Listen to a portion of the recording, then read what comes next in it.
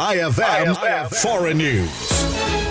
Inaresto ng mga otoridad ang isang lalaki na umano'y suspect sa shooting incident sa White House Correspondents' Dinner. Kinilala ang suspect na si Cole Thomas Allen, 31 anyos at residente ng Torrance sa Los Angeles, California. Ayon sa ulat ng otoridad, matapos madakip si Cole ng mga security agent sa loob ng Washington Hilton Hotel, sinabi umano niya na balak niyang targetin ang mga opisyal ng Administrasyong Trump. Sa kuhang CCTV footage na ibinahagi ni US President Donald Trump, makikita ang isang lalaki na mabilis na dumaan sa mga security personnel bago ito hinabol.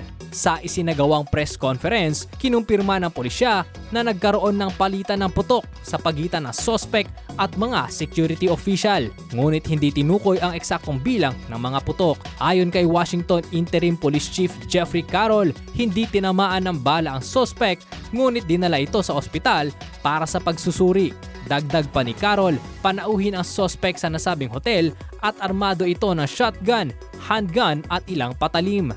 Sa kasalukuyan, pinaniniwala ang nag-iisa lamang suspect sa isinagawang pag-atake.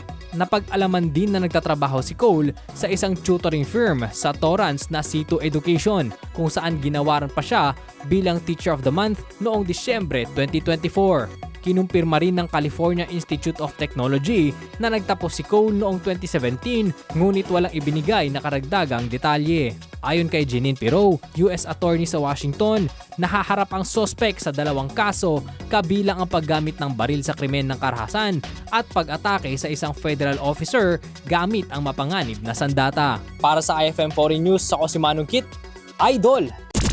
IFM News.